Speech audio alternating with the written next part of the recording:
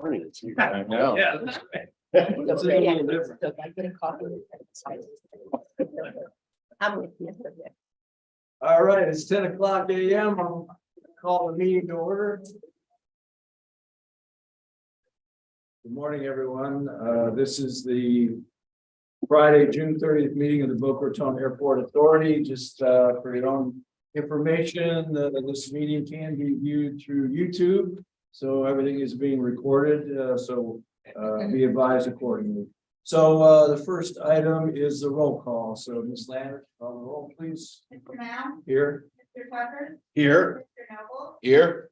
Bud, Here. Mr. Vogel, Mr. Golden, Here. and Mr. Collins. Here. Okay, for the record, we do have a quorum. So the first item of business is the approval of minutes from the May 17th meeting, which were in your board package that we all received. So I'll look for a motion to approve or any edits, comments, corrections. So moved. Okay, motion to approve. And second, any other comments, questions? Okay, we have a motion, a second. All in favor, say aye. Aye. Any opposed? Motion carries. Are there any agenda changes? No, sir, but I do have a couple of announcements that the board would allow me to make. Sure. First, I'd like to introduce our finance and accounting intern, Richard Gerzo. This is Richard. You may have seen him if you visited us in the last few weeks. Started with us. When did you start with us? May 30th. And can you share with the board a little bit about your educational background and what you do here?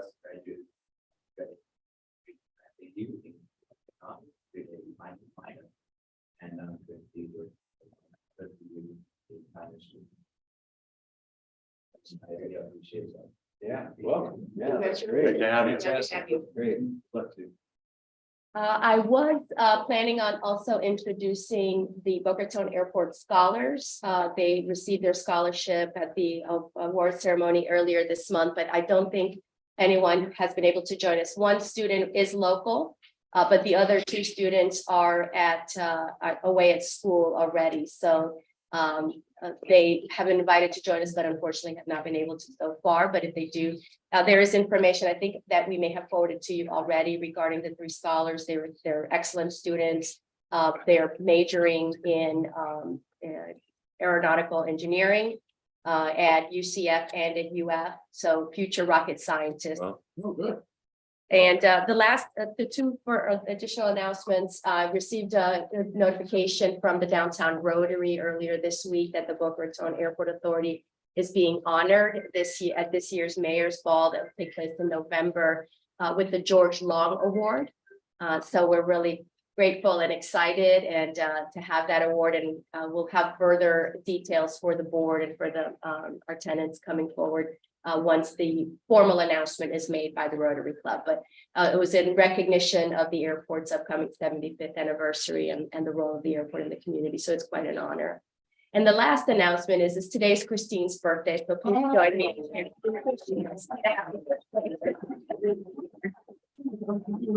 And we're sorry to make you work on your birthday. Birthday bagels all around. Okay, our next order of business is the election of officers. This is the time of the year that we do our elections. So I'm going to turn it over to Amy Petrick to just kind of remind the board and those who are visiting here about the bylaws and how the process works. And Certainly. So under the bylaws, the board elects a chair, a vice chair, and a secretary treasurer. Those are the three positions. Each of those positions can be held for a maximum of 2 consecutive years. And it's my understanding that each of them have been held by their respective officers for the 2 consecutive years. So all 3 of those positions are up for election for new officers. As you know, Robert's Rules of Order applies to your proceedings when you meet, and the way that Robert's Rules of Order apply to election is that you identify the office that you will be considering elections for. The chair can entertain a nomination, and then that nomination needs to be seconded. You can discuss it and vote. If that nomination fails, then you move on to alternate nominations until the position is filled. Once that happens, then you can move on then to the next position until you have all three offices filled. And did we say it's a 1-year term or is it a 2-year term? How does It's a that- 1-year term, but it's a 2-year maximum for the term to, or for the office to be held by the same person consecutively. Okay, so I think we've all been through this process before, so I'm looking for a motion. I think we'll start individually. We'll start with the chair first. Anybody want to make a motion on that? I would like to move that Mr. Robert Tucker be nominated for chairman. Bob Tucker, okay, yes. Second. Okay, a motion, a second. Get that, Christine? Any discussion? Presentation from Bob, anything you need? Yes, we need a PowerPoint. No cupcakes, Bob. Yeah. No cupcakes. Bagels. Okay, hearing none, all in favor, say aye. Aye. Opposed? Okay, unanimously approved. Bob Tucker is our new chair. So that, so now the gavel passes to. Right now, Yes, okay. Thank you. Get out of there. You're Wow. Change or you there? Immediate. Oh, you don't want to give up that seat, do you? Yeah, I think he does want to do, he's out of there. Yeah. Read the part in blue. Read part of it, great. Well, first of all, thank you all very much. Looking forward to continuing to serve the citizens of Boca Raton as well as users of the airport. Pilots, tenants, vendors, working very closely with Ms. Bennett and the amazing staff here, as well as all of you on the board as we take the airport into its 75th year and keep soaring. So with that, we'll now call for nominations for vice chair. Second, any nominations? Yes, sir. I nominate Randy. I'll second that. Any discussion? All those in favor say aye. Aye. Mr. Nobles is now vice chair. So now we'll nominate secretary treasurer. I'll nominate Cheryl. I'll second that. Any discussion? Yeah. All those in favor, please say aye. Aye. Aye. Motion carries. Congratulations to both of you. You.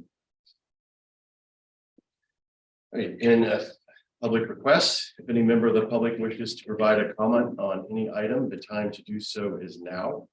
Please complete a public comment card identifying the item upon which you would to be heard and provided to Ms. Landers.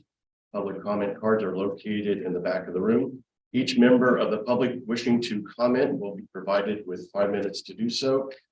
The chair reserves the right to move the public comment opportunity on a specific agenda item to the point in the agenda when the item is to be considered and or to extend the allotted time for a speaker. Ms. Landers, any comment cards? Ms. Bennett, any items on the consent agenda? No, sir. Ms. Bennett, any input on the federal, state, and municipal item? There is none.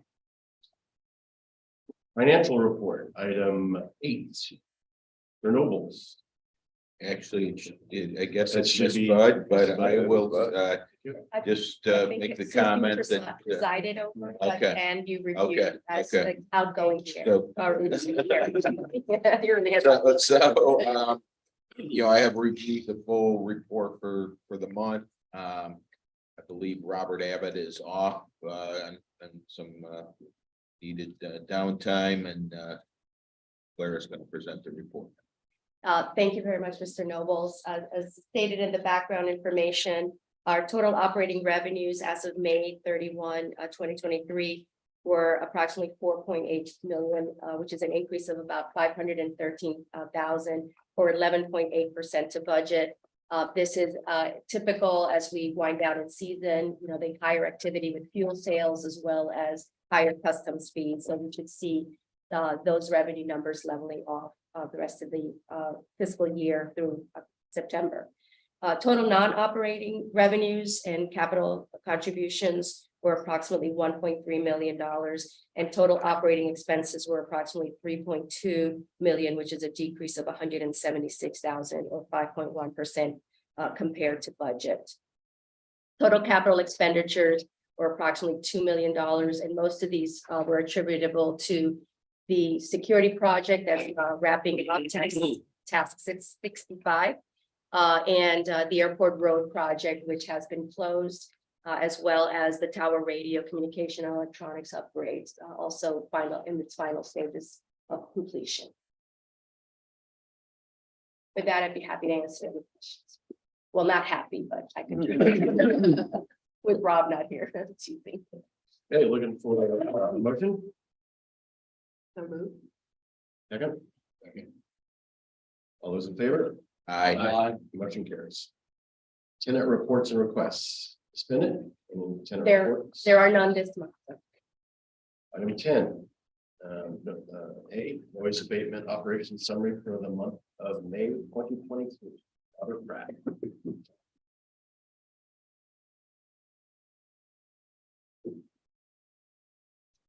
Thank you, Mr. Chair. Congratulations, Robert Pratt, Operations Coordinator. Before you is the Operations and Noise Abatement Report for the month of May 2023. The year of May, month of May 2023. During the month, there were 7,204 operations, which is 3% less than May of last year. I'd also like to mention while we're talking about operations, as the board is aware, in your board packets, we highlight the amount of operations that occur specifically during our voluntary curfew hours. We've received a few noise concerns regarding repetitive flight work being done in the later hours of the night, and we are currently reviewing flight tracks on a daily basis. When we come in the morning, we review flight tracks for the night before to see what aircraft are doing repetitive flight work during those hours. We are also actively reaching out to those flight schools, whether they're local flight schools or flight schools coming in from other airports, and just discussing the voluntary noise abatement program and requesting that they work with us and being a good neighbor to the community. We've gotten very positive feedback from them, so we think that being proactive in reaching out regarding the repetitive flight work. We understand there's going to be nighttime operations and flight schools are required to do that in training, but 6 or 7 touch and goes at 11 p.m. It's probably not something that they have to do. So we've been being very proactive in that regard. Just wanted to share that with the board. Jet A deliveries were down 13% compared to last year, and AFGAS deliveries remained roughly the same compared to last year. There were also 9 different households who filed noise concerns, most of which were from the online web portal. During the month of May, Customs had 167 aircraft clearings, which is up from 163 aircraft clearings in May of 2022, and there were no vessel clearings for the month. These 167 aircraft arrived from a total of 18 different countries, and there were 54 after-hours clearings in the month, of which 33 occurred on days when the facility is normally closed. And that concludes the operations report for the month of May. I'd be happy to answer any questions. Anything for Robert? All right, you can continue on then with item B, annual noise abatements. Yes, sir. Thank you. So before you is the 2022 annual operations and noise abatement report.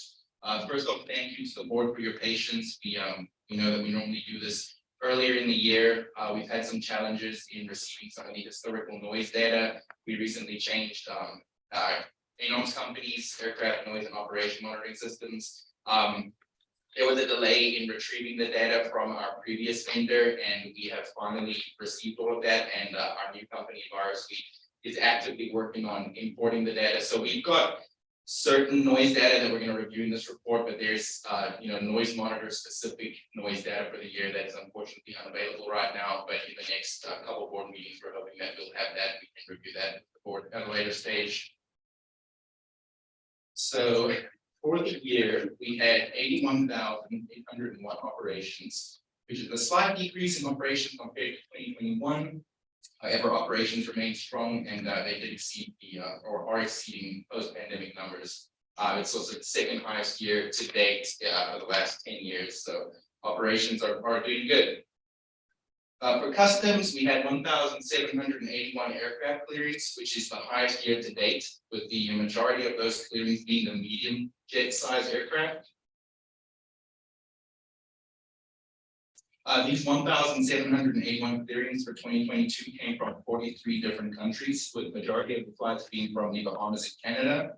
And as the board is aware, the facility completed its 5th year in operation in May.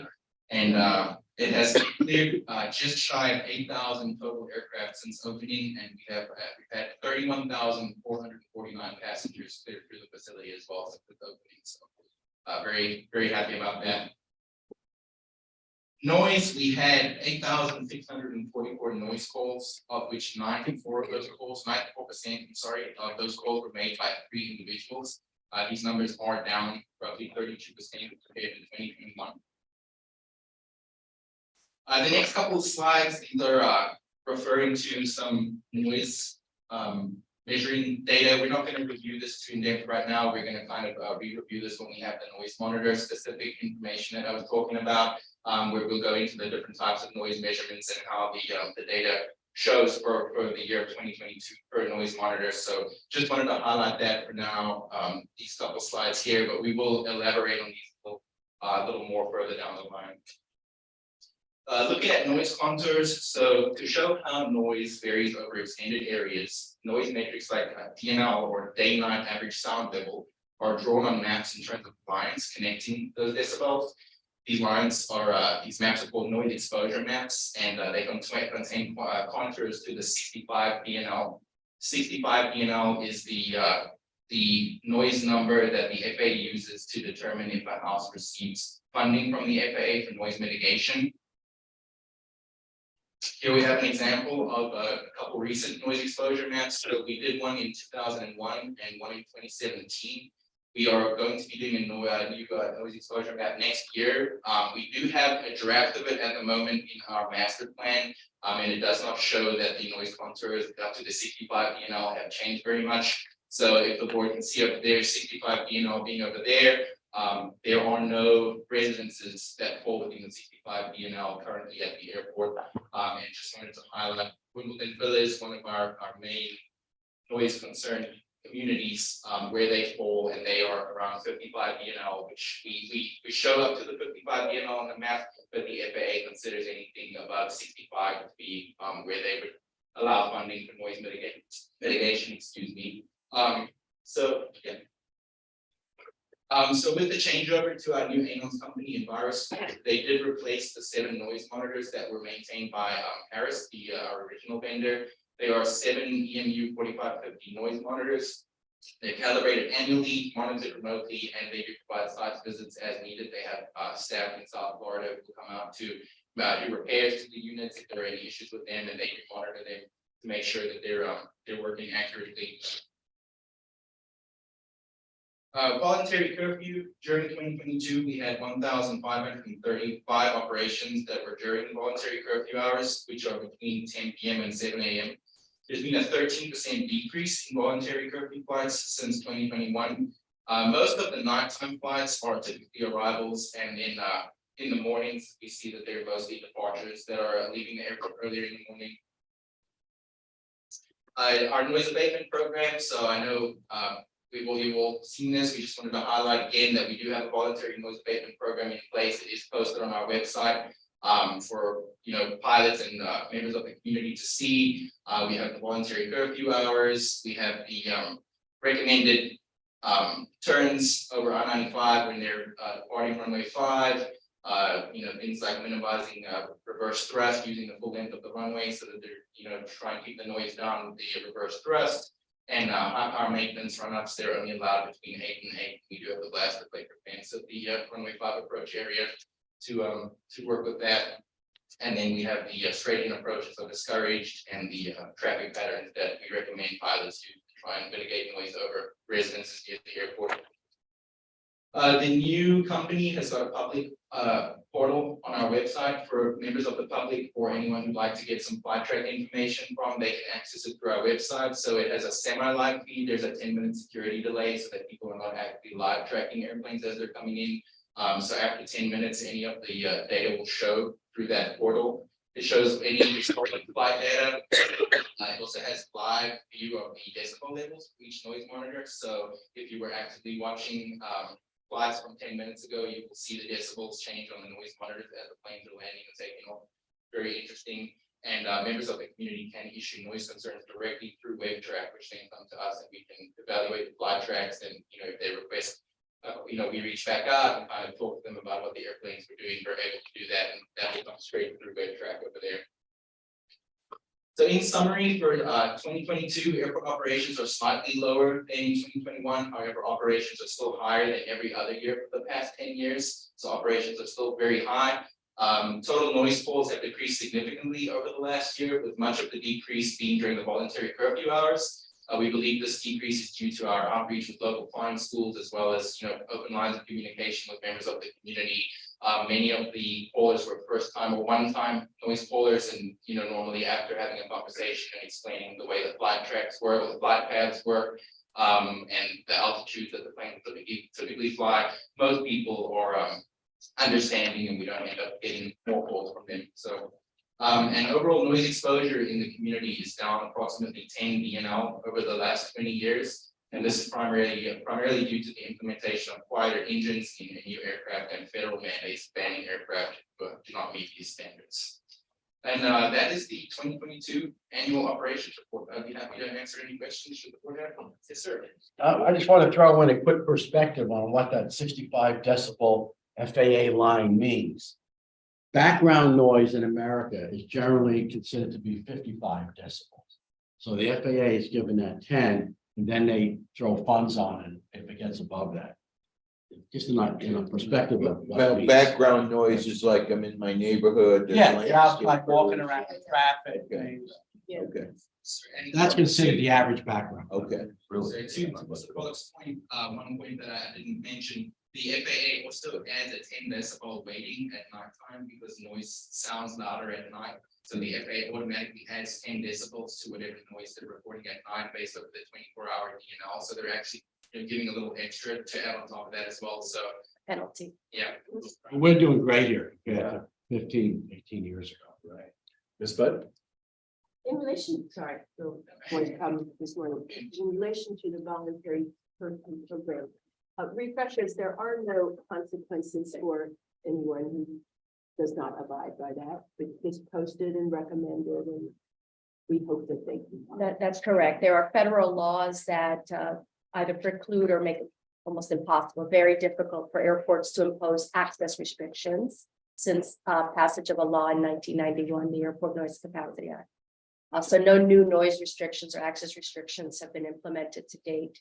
And so that a curfew at night would, of course, be considered an access restriction. So what the FAA has allowed is for voluntary curfew, which seems like an oxymoron.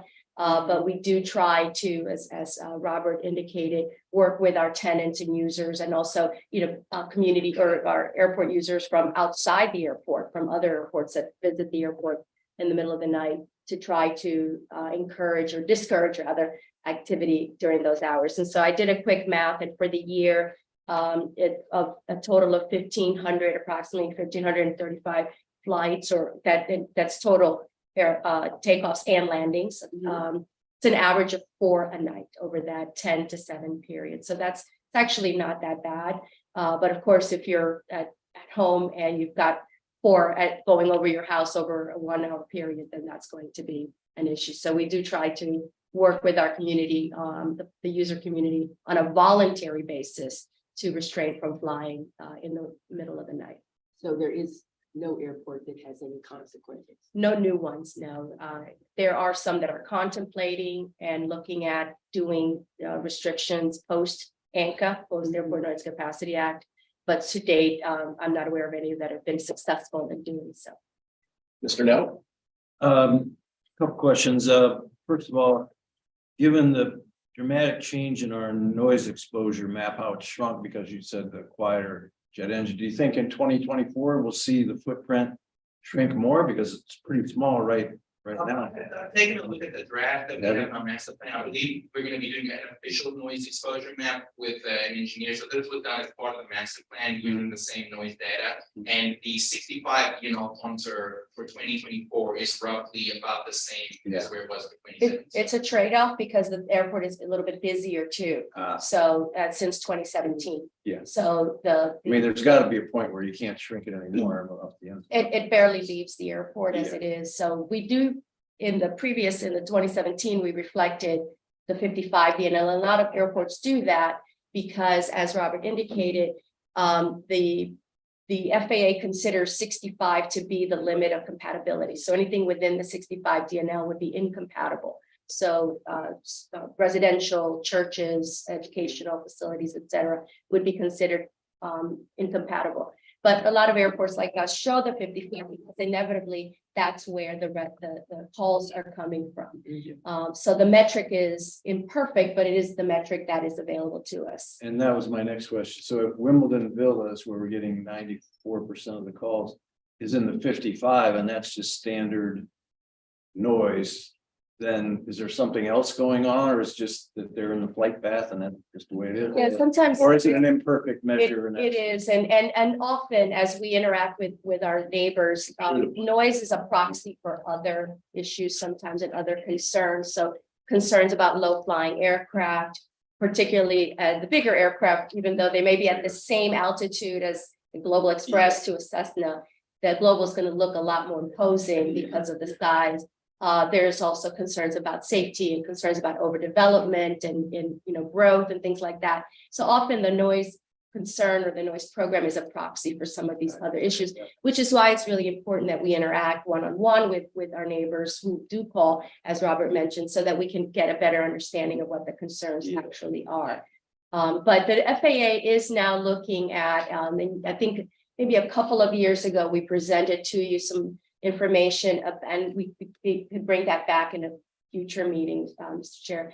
The FAA is reviewing its noise policy currently and evaluating alternative noise metrics. So there's a lot of stir in the industry because again, we all know this is sort of a metric that is calculated with a computer model. So it's data driven, et cetera. So they are looking at potentially doing things that how to measure annoyance. I don't know how one does that, but there is a lot of conversation in the industry, a lot of things coming out of Europe as well. So very interesting. So we'd be happy to put together a presentation for a future meeting where we maybe have a lighter agenda to talk to you about where that's going. And part of the National Business Aviation Association Access Committee that I sit on, one of the working groups, we're talking about having a meeting with FAA to discuss that metric and where they are with that policy. So we can bring some of that information back to you.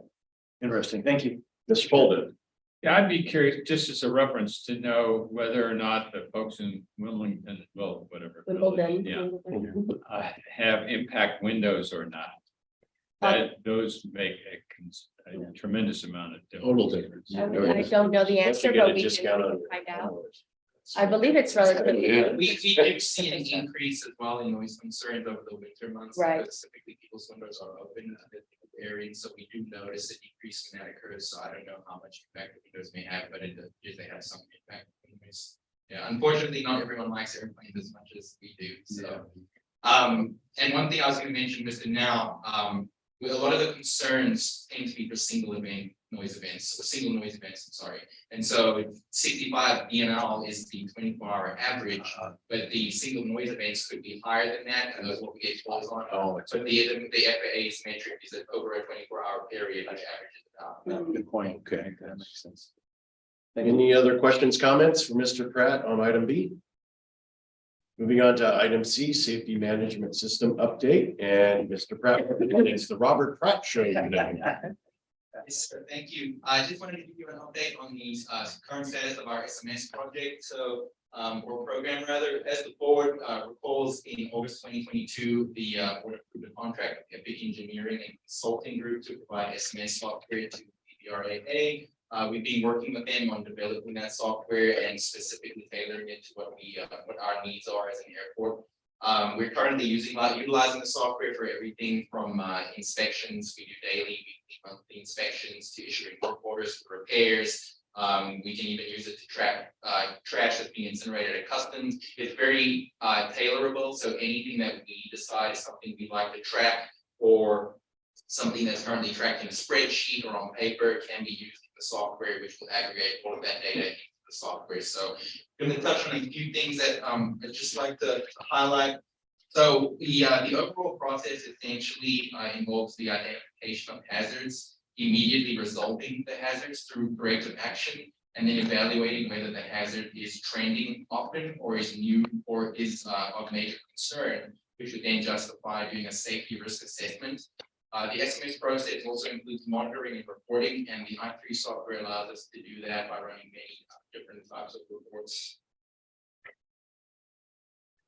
So we're currently using it on our computers, our iPads, and our phones. So we always have some tool available to us to, if we're out in the field, we don't have a computer with us, so we didn't take an iPad with us. They have a mobile app. We can do inspections and create work orders and do everything from our phones. The software aggregates all the data into one single storage platform.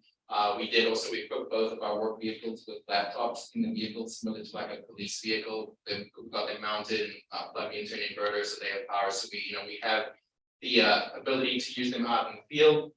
So when we open up the software, the home screen, it has a breakdown of every different type of thing that we could want to do. This is actually a recent update. We used to have to search through these fields to see what we'd like to fill out. We asked if they could develop this for us.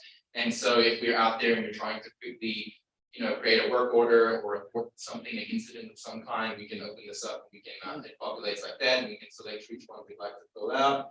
And then the software has what we call the global map. So if we open the global map over here, everything that is input into the software has a different icon. So if we're, we had a wildlife strike, if we're harassing wildlife in a certain area, if we're creating work orders for light repairs or sign repairs, vehicle accidents on Airport Road, alerts 1s, 2s, and 3s, property damage, anything that we can think of that's related to safety at the airport will show up here, and then that map is filterable, and we can filter that between different types of work orders. How many over the last year, how many birds have we had to chase away, or how many wildlife strikes have we had? And we get heat maps from that, and we can actually show heat maps that will show which areas of the airport are having more issues than others.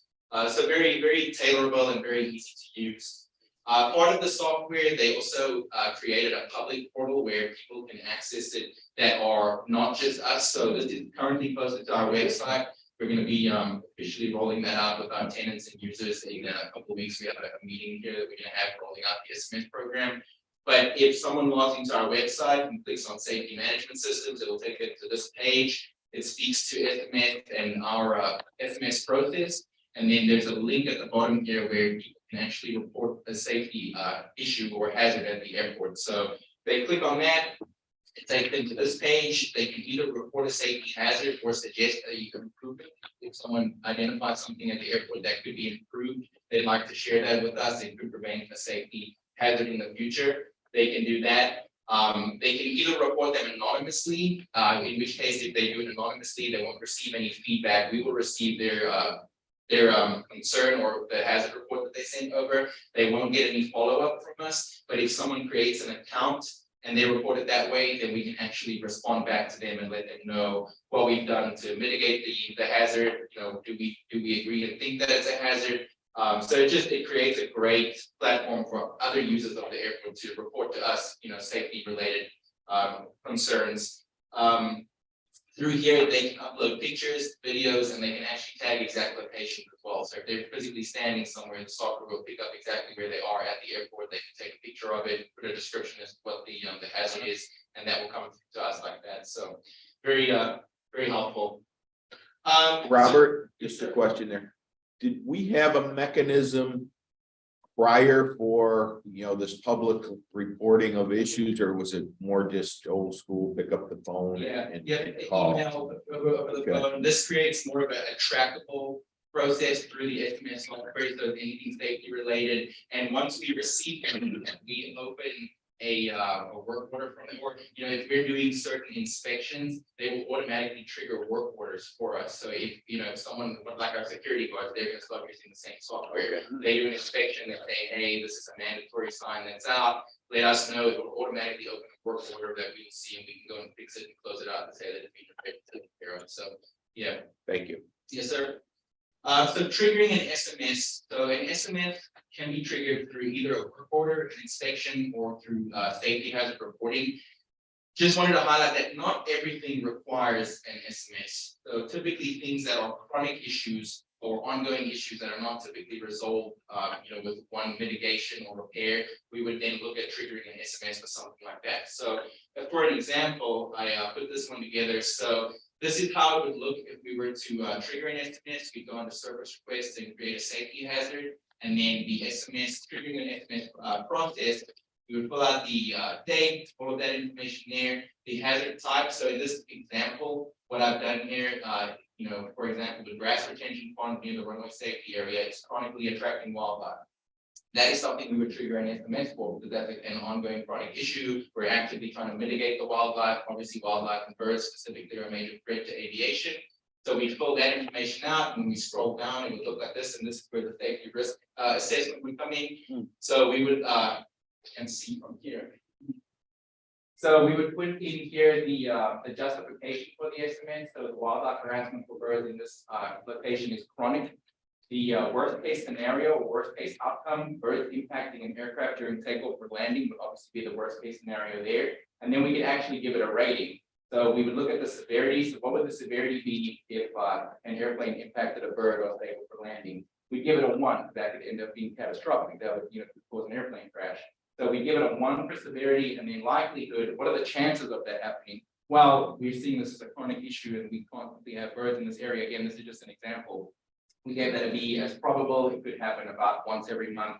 That one will get a rating of a 1B, and you can see there's a high risk.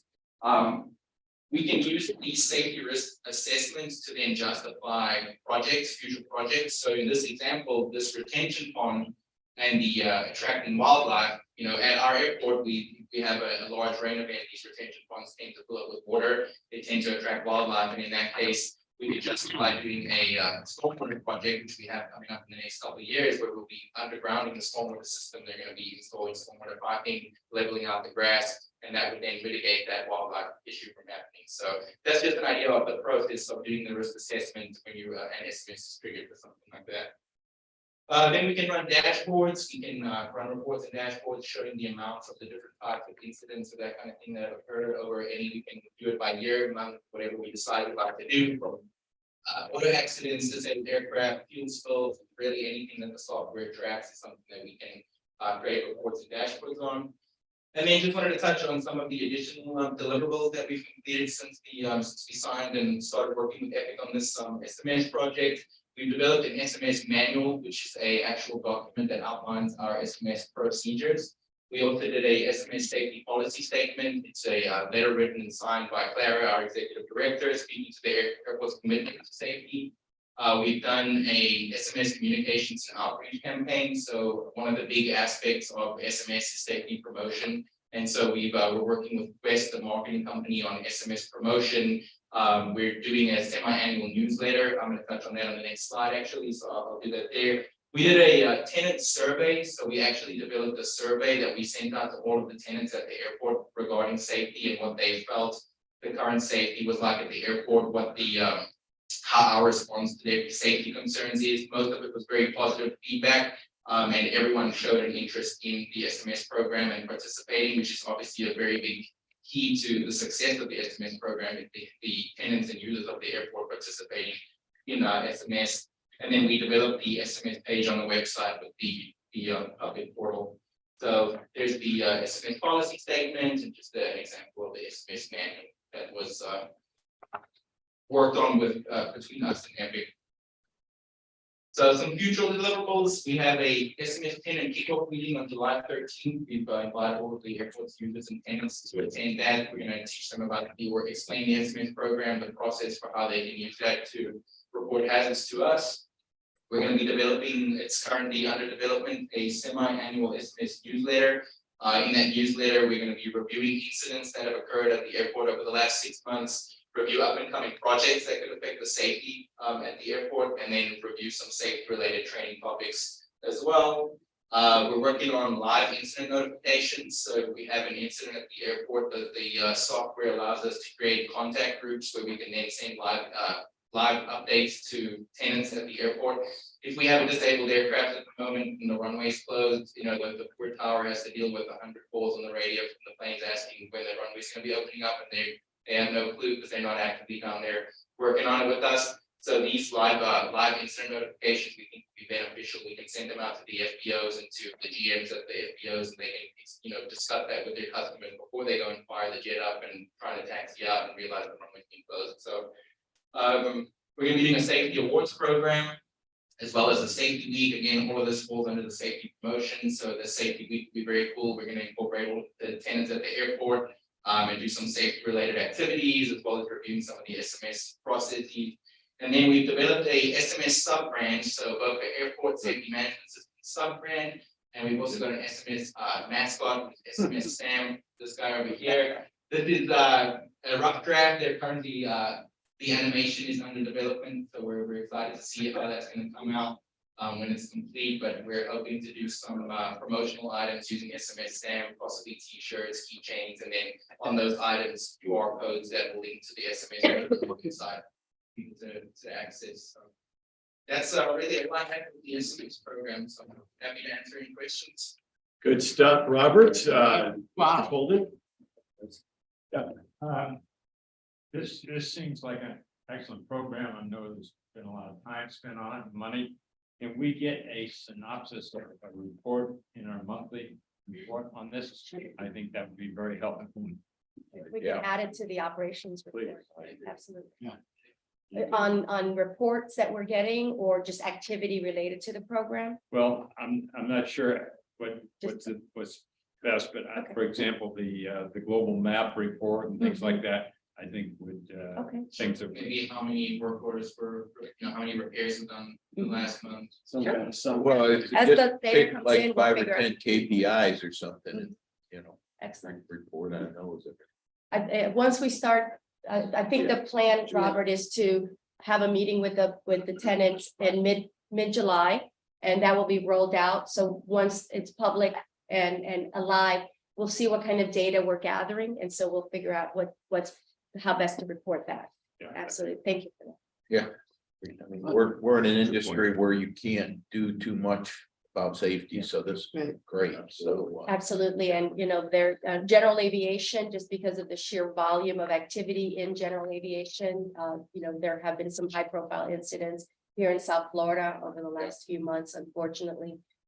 So we certainly want to, this is the other point that I think is important for us to make is that this is not something that is currently required for airports of our type. When we first, as Mr. Folden mentioned, we've been doing kind of building this program over the last few years. There was conversation at the federal level that there may be a requirement for airports like ours with our fleet mix and our role to be required to implement an SMS program. However, currently the rollout of those requirements apply to the larger, busier air carrier airports. So over time, there's a possibility that it will trickle down. But currently, this is not required for us to do, but this was something that was prioritized by the airport authority several years ago. We did a gap analysis and accepted a grant from the state to do the implementation. So we want to stay ahead of the curve, even though we're not required to do it. We think it's important given the role of the airport in the Dynamics and the growth that I'm seeing, right. they're getting ahead of it. That's This is like best practices Yeah. too, right? We like to Right think there, so. yeah. And we have a proactive approach to managing safety to reduce things from happening. Regarding Safety Week, that is already a national week in place for airports, or would we be creating our own? It would be our own, we're tying it in, I believe, to the National Aviation Week, so we're gonna do, there's no National Aviation Safety Week, we looked into that. So we're gonna tie it to National Aviation Week, and that's currently under development, exactly what each day is gonna consist of. It's not all gonna be in person, we don't wanna take, too much from the tenants and expect it to be here every day, so there'll be 1 or 2 in-person gatherings with them where we'll review the SMS program, and then a couple of few fun things, like we'll be doing posts on, can you identify the hazard in this picture, that kind of thing, so. We're excited about it, it should be. That's good. And being a marketing guy in my day job, just curious about these sub brands. Is there going to be some marketing brand guidelines that go along, like how it's going to be used when, like on the webpage? That you mentioned promo items. Right. Yeah. Yeah, we'll work with Quest. We have of course, we have Garth who does our ongoing marketing and community engagement. But for this program, we worked with a sub-consultant with Recondo and Associates Quest. And this started before the engagement with Garth. So they've been on the team with us since I believe it was October, November timeframe. And we'll work with them. They're the ones who are working on the rollout and implementation of the public aspect of it. I suspect we'll probably need to copyright SMS SAM and Yeah. things like that. Yeah, So that's what I was. absolutely. And they're also tying it into the marketing, the rest of the marketing for the airport. We've given them the brand guidelines for our other marketing, and they're kind of basing a lot of their stuff around that, colors and fonts. And we don't anticipate that Quest will continue to provide those services once the program is established and implemented. We'll take on some things, and of course, we'll work with Garth on other items, but for the development of the standards and all that, Quest is working with us. And with regard to the upcoming public activities, we certainly will we'll make sure that we let you know, so if there's opportunity for you to participate as members of the board on any of the public aspect of the rollout that you are able to participate, you're certainly welcome to. And I think the tenants and users would appreciate seeing you there as best as your schedules allow as well. And perhaps on the new observation deck, there could be some of this content on there, particularly if there's children on the deck and seeing Absolutely. the safety SAM. Great. All right. Any other questions or comments for Mr. Pratt on this item? Very good job. Excellent work. You may take a well-deserved rest from the podium. Thank you. Get a throat lozenge. Item D, corporate identity and community engagement program. Ms. Bennett. Thank you, Mr. Chair. Yes, speaking of our ongoing community engagement program, this is our quarterly report to you. Some of the information you may have already seen through our social media and through our regular communications, but this is the quarterly summary of activities starting from March through May. So I'd like to introduce Melissa Bartlett with Garth Solutions, who will be making the presentation. And with her is Ryan as well, serving as Welcome. Good morning, everyone. So to continue through the community engagement update, we'll start with website analytics. We want to raise the microphone a little bit. There we go. Thank you. This quarter, the number of visitors to the website has grown by 11.5%, with 10.5% of visitors being new visitors to the website. We saw 3 peaks on March 24th, April 14th, and June 6th. With regard to social media, Excuse me, can you tell us what they were related to, what you attribute those to? the peaks, we looked into it, we didn't see anything out of the ordinary. There was actually nothing posted new on those days. We also checked to see if maybe it coincided with us releasing the call to artists and promoting that through social media, but it didn't coincide.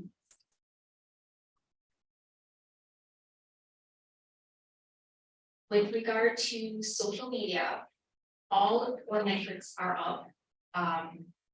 Followers are slightly up, impressions, engagements are way up.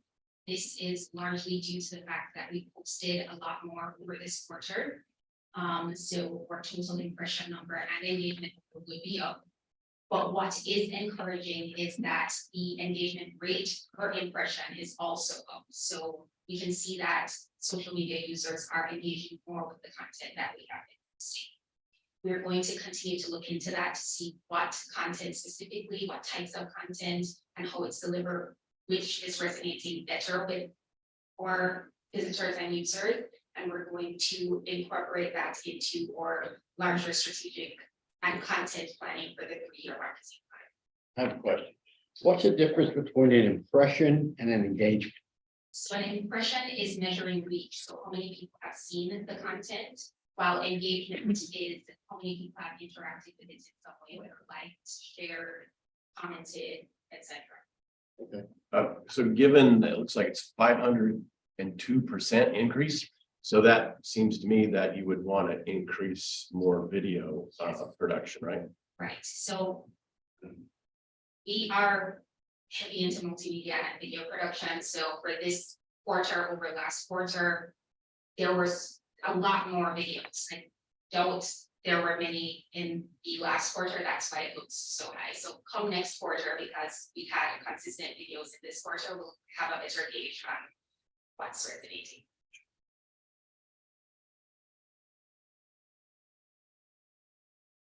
We top 5 performing posts across all platforms were all from Facebook, which tells us that this is our biggest audience on social media that's on Facebook. They're also the highest engaged audience. What is encouraging here is that they're not only liking and commenting, but we can see on quite a few of these posts, they're also sharing. So again, we will continue to analyze this and work it into more encouraging plan.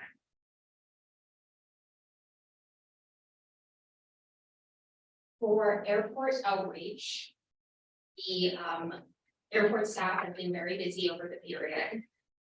I won't go through every item listed, but just to highlight some of the items for each one. In March, the airport sponsored the Habitat for Humanity Women Build, where Clara served as co-chair and also participated in the Chamber of Commerce cookout. In April, the airport hosted its annual food drive in support of Boca Helping Hands, where with the support of its tenants, collected 820 pounds of food. The airport also sponsored the Call for Backup event, which was hosted by BRAA on behalf of the Boca Raton Peace Foundation, and also hosted Congressman Jared Moskowitz, who visited the airport. In May, the airport staff, board members, and tenants attended the Boca Chamber luncheon. And the airport also, operations team also commenced emergency response and aircraft training with the Boca Fire Department. In June, Clara attended the AAAE conference and the expo, where she spoke about community engagement at General Aviation Airports. And Clara was also appointed chair of the U.S. Contact Tower Association Policy Board. For tenant outreach, tenants were invited to and participated in a lot of the community events that we talked about, like Habitat for Humanity, the Chamber luncheon, and also a volunteer event associated with the Boca Helping Hands food drive. But the highlight this quarter was that signature flight support completed renovations on their memorial day.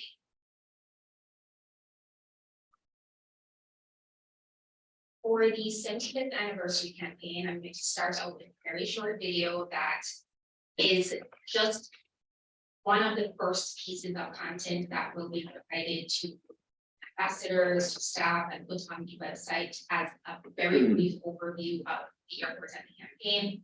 More will be developed as we go along.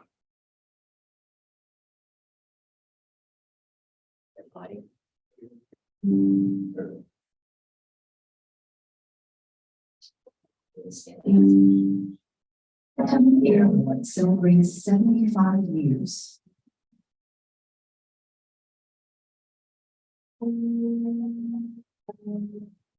Begins the small city airport.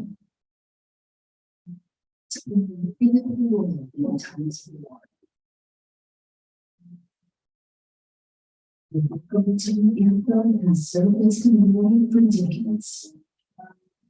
And as of 2023, the airport performs over 83,000 operations annually and supports the employment of over 4,800 people. Its economic impact to the local economy is estimated at $693 million. We're opening doors internationally with the recent addition of the customs facility. The airport has made countless contributions to local education and general causes, and is leading the challenge to environmentally sustainable aviation practices. Celebrate our 74th anniversary of us as we stand committed to delivering excellence in everything.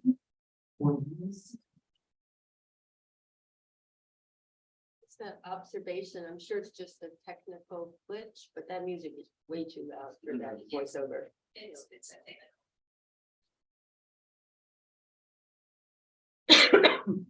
So the last time we spoke about the sentiment anniversary. We gave a detailed overview of all the elements that would be included. Today, we are giving an update on the first set of initiatives which have started to be executed so far. Starting with the wall mural arts project, we issued a public call to artists and received 9 applications. 2 applicants were shortlisted, and those applicants are currently preparing concept artwork, and a finalist will be selected based on those submissions. We also spoke about an ambassador program where we are interested in recruiting people who are interested in supporting the 75th anniversary at the airport to help us get the word out, encourage participation in our events, and represent the campaign. The airport was successful in onboarding 14 ambassadors. We have one with us today, Marcy. So we were able to identify and stopped on board 14 people who will be helping us throughout the campaign. We are currently still developing the materials that will be shared with them on a longer term basis. Initially, we just welcomed them and provided a few items to get them familiar, but this program will be continue to be built out over the summer. The website portal is almost complete. The pages are built. We are currently reviewing, editing, and adding final content, so you can look to see this being launched in July.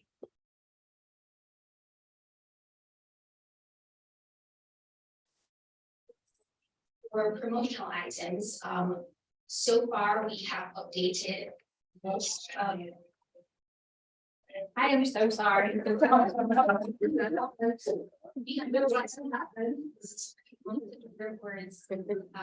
Existing materials with 75th anniversary branding.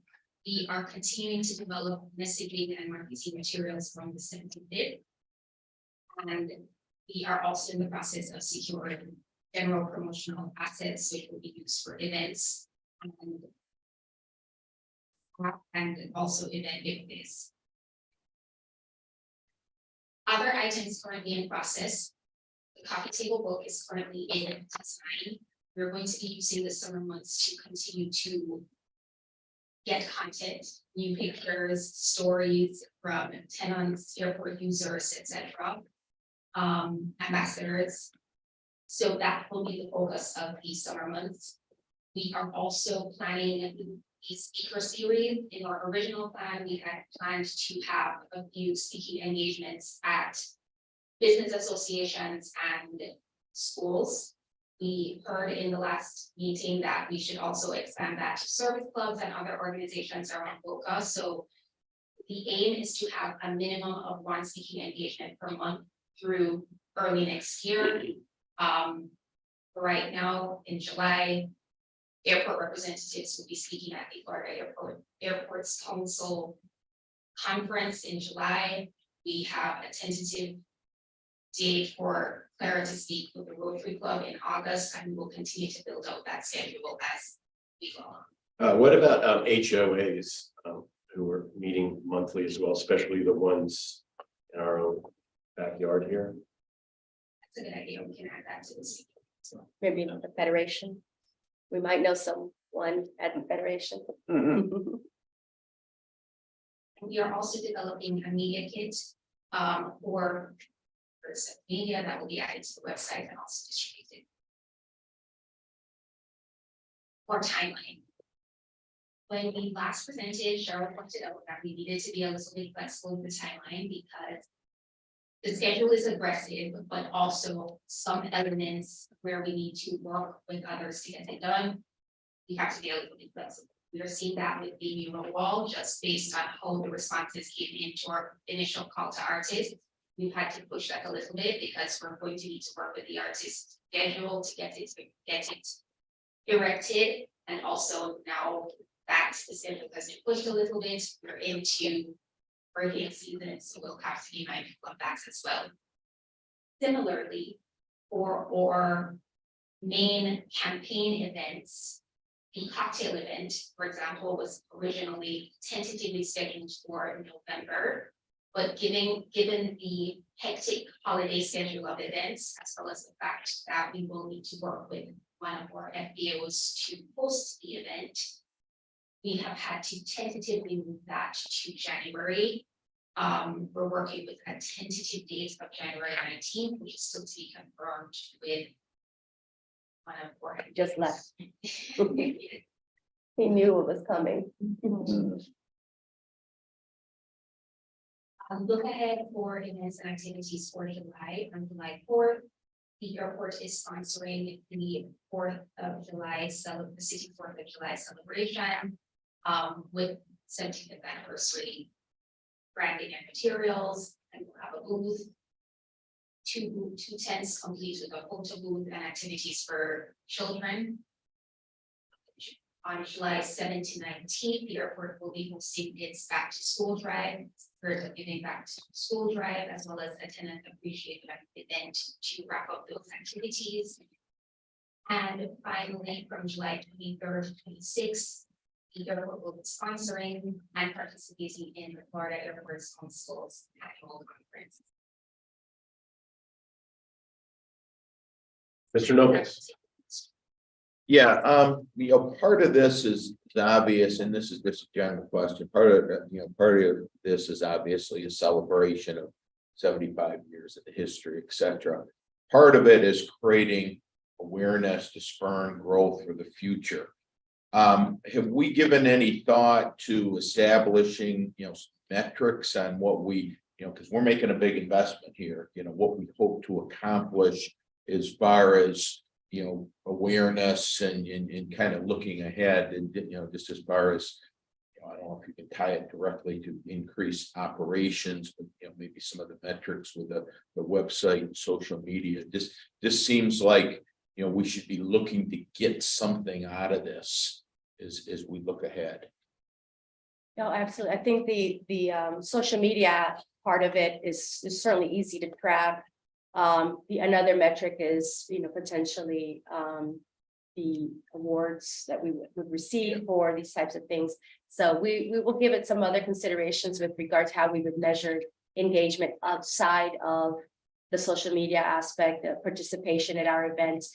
One of the key ones for us as a staff is engagement with our tenants and users. So having them participate in our activities, having them come to our events, things like that, and support our efforts. I think that's for us, one of the more meaningful ones, because it shows that they're seeing value just as we have in engaging in positive ways with our community.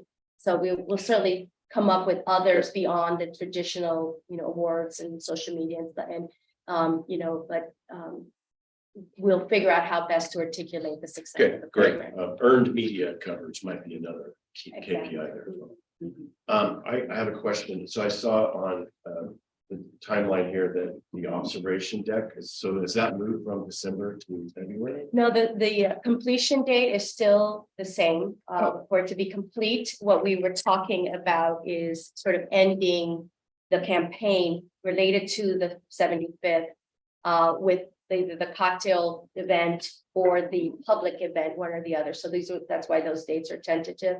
The construction date that is in the contract with the contractor remains the same.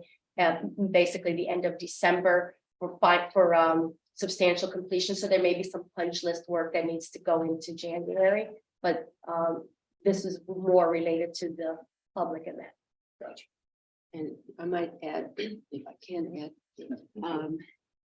the campaign does also highlight some goals for us in terms of media coverage, placement in articles in non-professional types of publications. So, it's kind of, I'm saying easy, but it is assumed that if we sent something out to airport magazines or association newsletters, that you would get some amount of coverage. But to reach beyond that, the Observer or maybe some state publications were to trend on and on. That's kind of what we're targeting as well, things that wouldn't normally come our way. So they are definitely on our list. Good. Any other questions, comments on the 75th anniversary campaign? Very good. Thank you so much. Thank you, Melissa. Item E, FAU Sports Marketing Agreement. Ms. Bennett. Thank you very much, Mr. Chair, and this is sort of in keeping with the theme of community engagement and tenant engagement. As you're aware, over the last few years, we've been conducting an event, a tenant appreciation event associated with one of the football games. We have a tailgate, we have a tent, and we have food, and we also have tickets to the game. We encourage our tenants and their employees to come to the game, come to the tailgate. And we also highlight a local nonprofit with whom we work throughout the year. So this year, there's a new marketing firm. Where are you guys? Here you go. We've got PSP Sports Properties, Playfly Sports Properties rather, and we have RJ Martino and Jamie Kendrick here representing the firm. They approached us with a really, I thought, creative approach to the engagement this year, building on the tenant event that we conduct every year and really making it a season-long celebration tied to our 75th for this first year. And so they've developed a campaign for us called the Hometown Heroes campaign that is with listed detailed information in your background materials. It includes recognition of a local hometown hero at every one of the home games. So 6 games where one of us would go on the field with the hometown hero. It would be a nurse, a doctor, a teacher, hopefully a mechanic, a flight instructor, customer service person, etc. here at the airport. Playfly would coordinate this nomination process and coordinate the selection of the hometown hero who gets recognized at every game. There's also other opportunities that they've offered for promotion of the airport and our Hometown Heroes campaign, including videos highlighting the airport at each home game, social media and web campaigns, signage at the stadium, football experiences as well, where we can take guests out, into the stadium. This could be something that we used to reward people that we work with, or maybe to bring some of the students at the West Boca High School that we work with, come out to the stadium and get a behind the scenes look. There's also career day with the team where we could talk about careers in aviation and other activities, similar activities that are listed in the agreement. The fee for the package is $34,000 for the first year. This makes a lot of sense, I think, for us to consider, for the board to consider for our this year in light of our anniversary, the 75th anniversary. But in working with RJ and Jamie, they recognize that perhaps what we'll learn from this experience and see what works and didn't work. So they've been very flexible with us in ensuring that in the agreement, we have an opportunity to restructure the package for years 2 and 3 to 3-year package to better reflect, what our goals are for those 2 upcoming years. The agreement that you have is not the final version. We are still working with our legal is still working with their legal on 2 issues related to insurance requirements as well as the indemnity language. So what our recommendation is for the board to consider approving the contract subject to the 2 issues being resolved early next week between our legal counsel and their legal counsel. And as I mentioned, we've got RJ and Jamie here, and I know they're itching to talk to you. They sat through our presentation very patiently, so I'd like to introduce them and have a chance to share with you their vision for this package. Welcome. Thank you. Thank you, Claire. Mr. Chair, thank you, board members. Yes. Thank you for having us here today. Jamie Kendrick is on my team, or with FAU Sports Properties. We manage all the corporate partnerships at FAU with athletics. So we work with Brian White, right? You guys know Brian and Mike Griffin and Alvin. Work with everybody on athletics, but we're also campus wide. So but we're able to do different things with orientations or student engagement, things like that. So very excited to be here. That was impressive. I have to tell you, this has been an awesome board. I really appreciate you guys having us here. The data, everything's really, really cool. We have not a lot of data, but we have some cool stuff. We have a schedule, football schedule passed out, some posters, they're available. I know we have a little giveaway, right? A little trivia.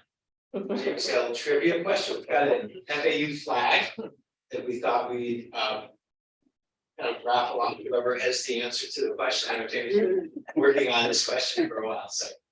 Sure. So FAU men's basketball team made it to the final four this year, as I'm sure, hopefully most of you know.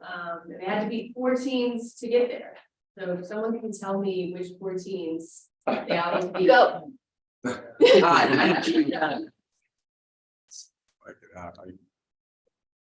One spot. TCU, I got one, is that one? TCU. Who was the team in purple? Oh, Kansas State. All right, we got one. I knew I had purple. There's orange team, right?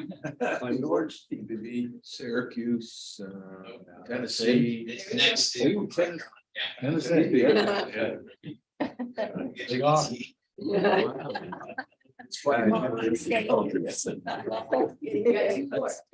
Maybe an underdog you might remember this year. Here's a hint.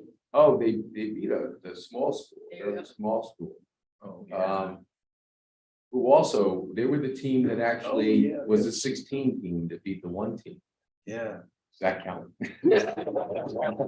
Was it? It was you give me 2 words.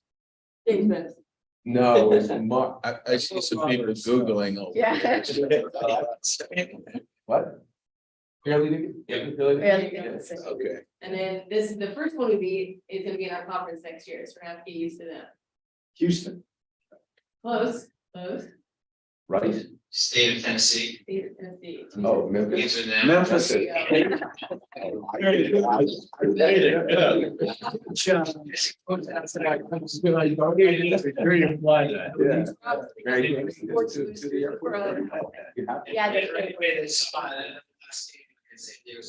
Yes. Amazing game, That was right? One of the best. Heartbreaking. One of the best. Heartbreaking. Yeah. Not gonna talk about Our coach is back, Coach Dusty is back, our team is back, we lost 1 player to graduation.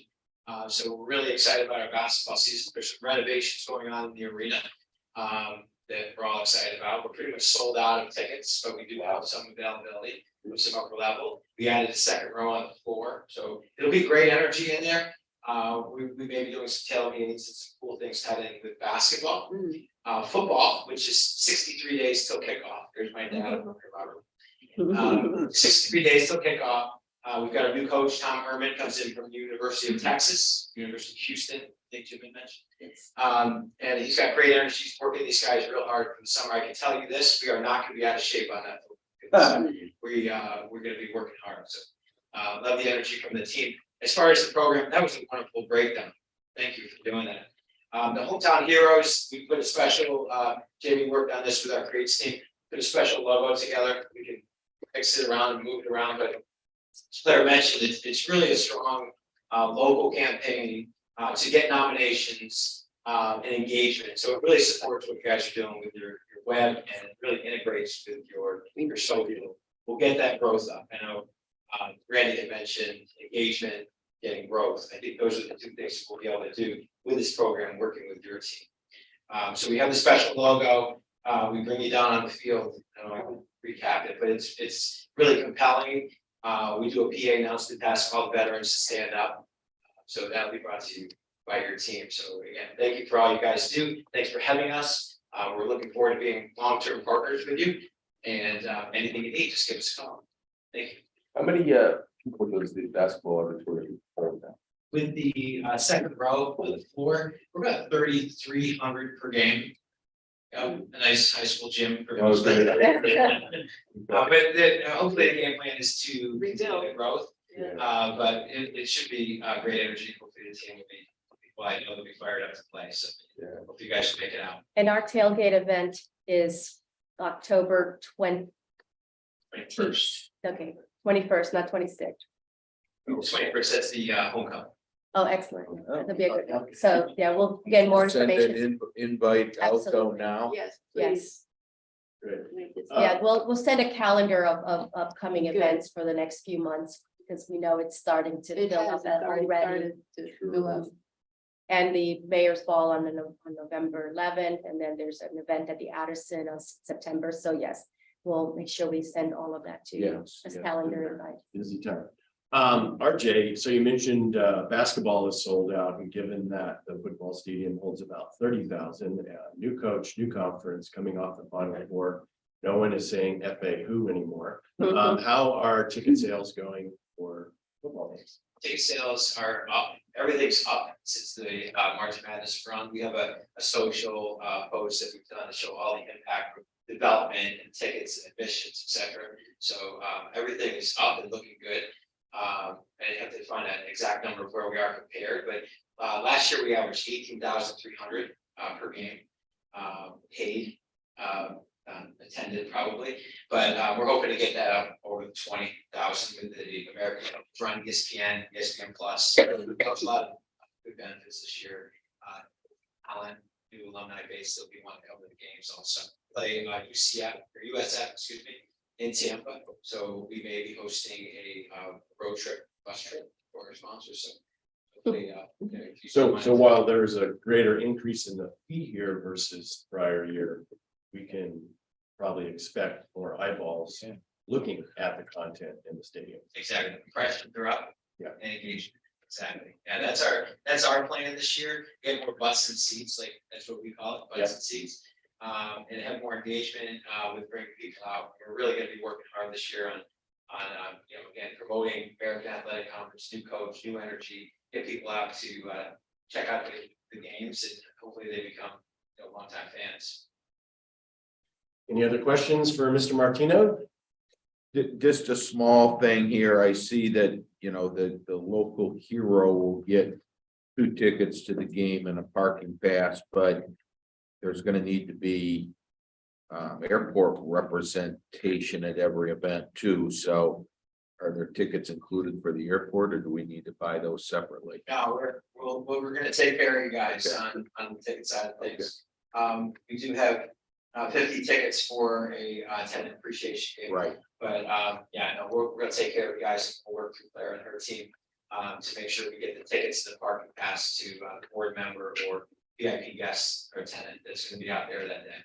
The package comes with 50 for the tenant event, Right. but what we I saw normally, that, we'd yeah. like to have more, so then we work with our tenants and we purchase any additional ones once we get the confirmation. And because we also work with, as you know, a local nonprofit.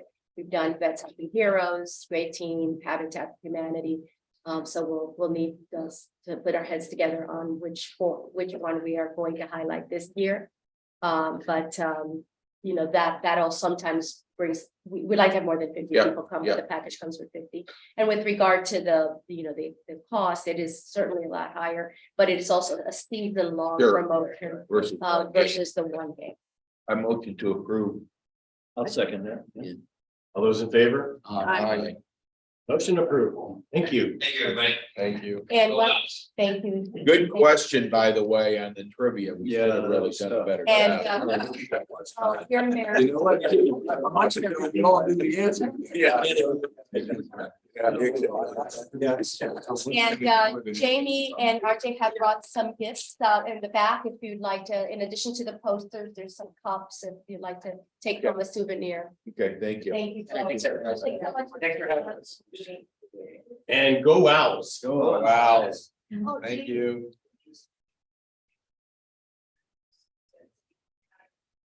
Thanks. Great. Item F, Boca Raton Airport Authority fee schedule. Ms. Landers. No question. Yeah, yeah. Good morning, Mr. Chair, board members. As you may be aware, and seen in your packet, each year we do bring the fee schedule to you for approval. This year, there have been no changes to the fees, they remain the same as last year. They're listed in your packet, so you do have those outlined, the basically badge fees and the custom fees. So at this time, airport management recommends approval of resolution 6/1923, adopting the airport fee schedule in accordance with the accounting policy procedure. If there's any questions, I'd be happy to answer. Looking for motion, Mr. I'll make the motion. All those in favor? Aye. Passes. Thank you. Item G, Boca Raton Fire Department training update. Is open.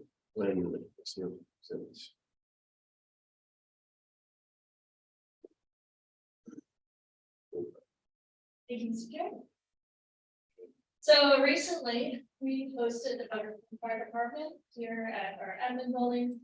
Gave them a good hour-long training as well before. We hosted 140 firefighters and paramedics. They all came from the 8 fire stations within the city. When they came here, we learned a few things, one of which is our airport layout, how to operate in the movement and non-movement areas. They also learned about how to communicate on the radios out here. They learned some common hazards they may come across, and different emergencies which they would be responding to. And they also learned about our underground fire trails as well. They also got a chance to get some hands-on training with some aircraft here in the field. We'd like to thank Boca Aircraft Maintenance and Reliable Jet Maintenance for hosting us, providing us with the aircraft and the personnel to facilitate these training sessions. They gave us guidance on how to work on board the firefighters on how they are to force entry into an aircraft in a case of an emergency. While at the maintenance facilities, they learn how to open emergency doors and operate emergency exits, where to safely come into an aircraft, how to avoid burn injuries and great fire hazards. They also learned where to find ballistic parachute systems, where fuel tanks were located, where to place their equipment such as ladders. They also had a chance to learn about the fire suppression foam systems, which are installed at signature flight support tankers. We took them out to, they had a blast. And so during their tour, I wanted for like. Yeah, right. It's your airport, anytime. We do it in December when it's. Yes. during their tour, they got a opportunity to see their primary response route and location. The location where they are to stand by in the event of emergency, how to access the air traffic control tower. They got a chance to look and feel our EMS beds. They also got to see our incinerator located at Custom. And just an interesting side note, they got a chance to see that they can land the Tomahawk anywhere on the airfield, whether there's an incident at the airport itself or locally since unidentified. They got a chance to see that. So the Boca Raton Fire Department's training captains created a really cool sheet. Sarah had to show hands out. But it includes response routes, hydrant locations, important contact numbers, radio communication, common hazards, among other important items for their quick reference in the case that they have to respond. And each one of these sheets will be located in every truck in the city. And that is it for me. If you have any questions on their training. Yes, so a quick question. So this summarizes all the training, basically. Okay, good, because it seems like so much information. If all you did was This is. do this at one point, the average person is gonna forget it. Yeah. That's very complete. It's very complete. Okay. Yeah. Here, Gotcha. this is the name of the building, the Love it. address. That's very complete. Yeah. And That map also lists the location of the underground fire hydrants. They're hard to see, especially at night, so they have requested that we spray paint them a bright like orangey color. We put some reflectors on them, so they have a Did flashlight. we do that or did they do it? They did that. We worked in construction. Right. Yeah, they put a lot Very of nice. maps, yeah, so. And I'd like to, just on behalf of the management team, just reiterate how grateful we are that the city of Boca Raton made these resources available to us, that they understand the value of having most of their Boca Raton Fire Department trained on airport familiarization, aircraft familiarization, hangar, deluge systems, et cetera. So we're really thankful for that partnership. It was a tremendous amount of resources that they allocated over a multi-week period, it was a 3 or 4 week period. So we just want to make sure that we get on the record that, we're so thankful for that, because again, as mentioned earlier in Robert's presentation, safety is a biggest priority here, so we can't do it without them. I'd recommend, if it's appropriate, maybe you send a copy of this to FDOT, the aviation newsletter they put out. Let other, Great idea. let's see what we've done. That's That's pretty a good. great idea. Can we also put this on our website? Absolutely. Oh, very Safety important. portal or something? Absolutely. Again, there's an incident that happens, you're fumbling around, where's this piece of paper, where's that? There's familiarity. And then let the fire department know that we have done that, and maybe they put it on their website as well.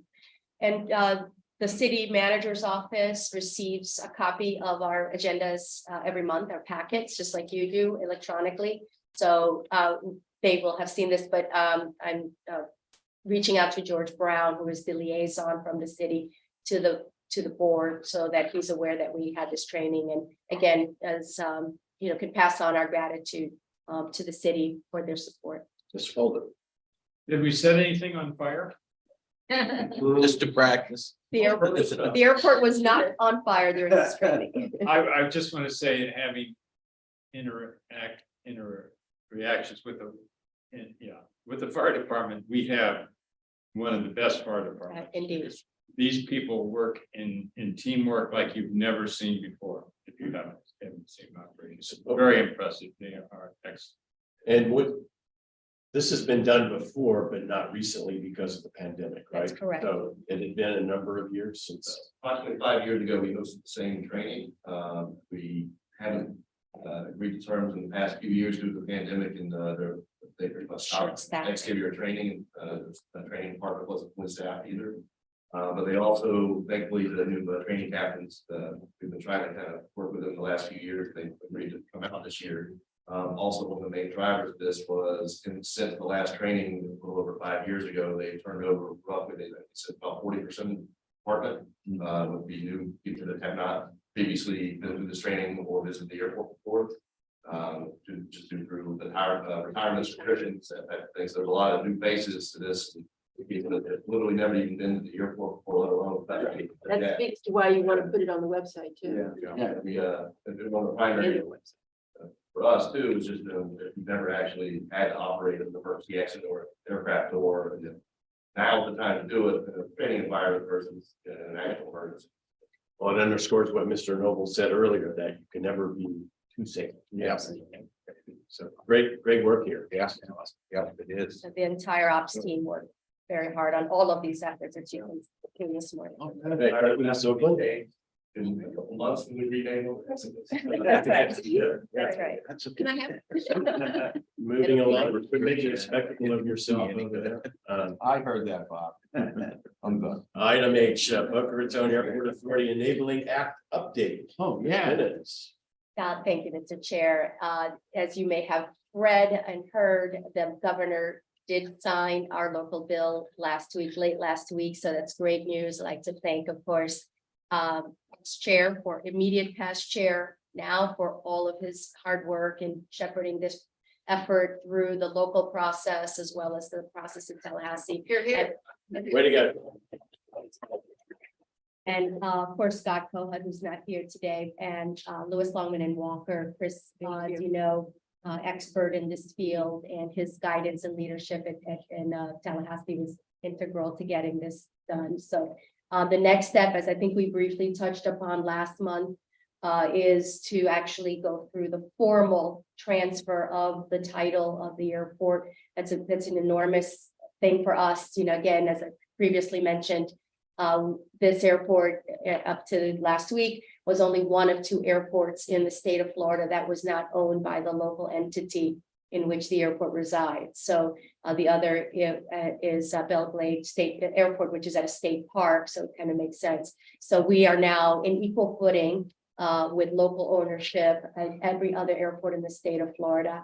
And the language of the bill, as is now written, really allows us to operate the airport and reflects the modern operation of the airport. So we're excited about that. It cleans up a lot of some of those issues with regard to jurisdictional boundaries, such as this building Yeah. that we had discussed during the review process. But we're really excited about the next step. And I just want to thank all of you for your support and thank Mr. Now for his leadership.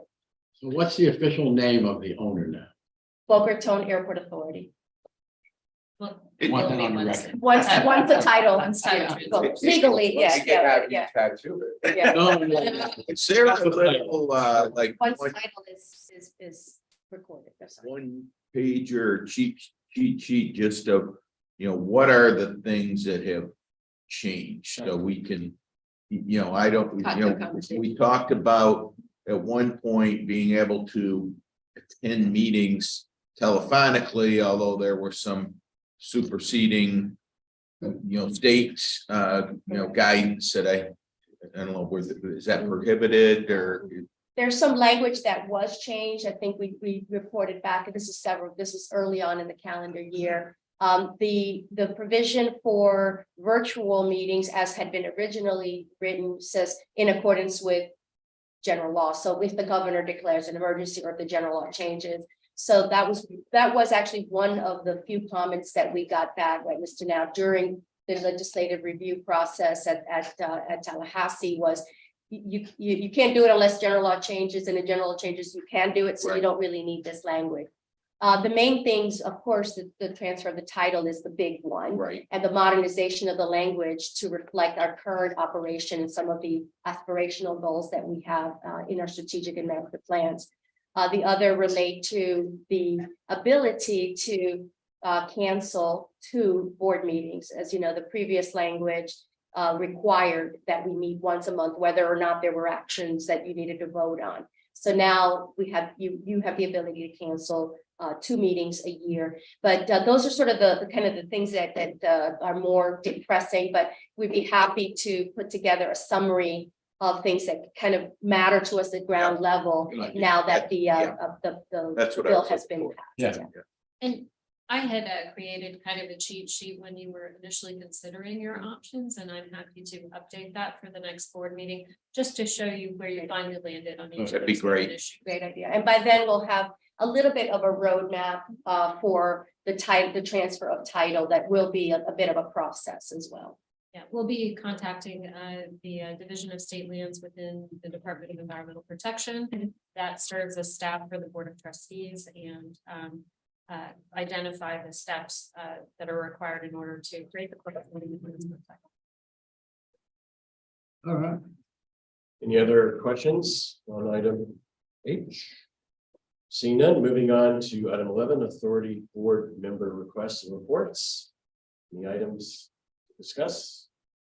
Just that it was great serving as your chair the last couple of years. Thank you for all your support and the staff as well. Thank you for your leadership. The best wishes to you. And if I may, Mr. Chair, to that end, I would, on behalf of the staff, we would just like to thank you for your leadership and your service to the organization over the last 2 years. You certainly. Much deserved. Thank you. There you go. And Mr. Tucker, if I may, as outgoing vice chair, incoming chair. Oh, Thank all right. you. Thank you so much. And Mr. Noble's yeoman's job over the last few years, secretary treasurer position. Probably the hardest. Thank you very much. Thank you. Thank you very much, Mr. Chair. Great. Anything else? Any other board members? Okay, number 12, public comment, Ms. Landers, birthday girl over there. We have a hand up over here. Oh, Marcy. I can't tell you how happy I am to be back. As a retired reporter who used to cover you guys for wearing a different hat. The last 2 years I've been a Boca Chamber ambassador. And I'm thrilled to be an airport ambassador as the daughter of an airport enthusiast. I'm also here to tell you something very important the board needs to know. I'm living in a construction zone on your west flight path. You will have 267 new homes shortly. That is the old Meisner Trail Golf Course. It's in the county. between Camino Real and 18th Street and between Military Trail and Job Road and. Just west of Military. Yeah. In the last 2 days, they have ramped up building all the homes. I think it would, I should know this because I'm secretary of our HOA now. So I should know this, but I think it's an out of town developer who didn't really understand the summer rainy season. And I think he's trying to ramp everything up so he can get people in there and make some money. And along those lines, those are homes are being built for rent. Yes, the rent. And the rent, from what I've been reading, will go from like $4,000 to $7,000 a month. Some of them are supposed to be, I actually just toured a fellow chamber ambassador who's a realtor to show her, she's a specialist in rentals. And he originally was going to do some rentals and some owners, now he's going to do all rentals. Yeah, the sign says all rentals. There also is a large clubhouse. Again, I don't think he really understands clubhouse situations because it's not, a closed community. And so we'll see how that plays out. But I just want to tell you that I love watching the planes come in and they're high. So even at night, there is no noise mitigation expected from all of these homes. But I think that you will be surprised. They will be surprised whoever moves in. I'm sure you're well aware of the fact that there are all so many new families coming into. But and they won't really understand the difference between both of the city limits and both of the county. We did when we bought, decades ago. So you might get some phone calls after all of this plays out, and I'll keep you, abreast of the where things stand and if people start moving in and get some phone calls from people who see an airplane and don't realize they'll see airplanes. Great. Thank you. Thank you. Thank you, Marcia. Appreciate it. Any other public comment? Item 13, other business. Any other business to come before the board today? Item 14, the next meeting is scheduled for July 19th, 2023, 5 p.m. here in the conference room at Boca Raton Airport Authority Administration Building. And with that, I'll ask. We'll let you know. So I think I've had conversations with each of you individually regarding the July meeting, given that today's the 30th, and we would have to produce an agenda and a meeting notice in 10 days. There's a possibility that this may be the first meeting that we would like to cancel just for lack of an agenda. So what we will let you know, of course, we want to keep the opportunity available to have the meeting until the very last minute. So we'll let you know by the second Wednesday, a week from Wednesday, of the month, which would be our normal meeting notice date. Good. That probably, most organizations that have 10 meetings in July and Take December, a are the summer. ones that don't Yeah. happen. So. Right. So it sort of fit, especially given the meeting date now that allowed us to bring Exactly. items that would have come in Your action July. items we took care of. We were able to combine, so that might be a strategy for future for you. So we may see everyone in July, or we may see them in August. Definitely in August. We'll have to bring our budget in August. Very good. Anything else? Motion to adjourn? Oh, so many. Second. So moved. Good meeting. Yep.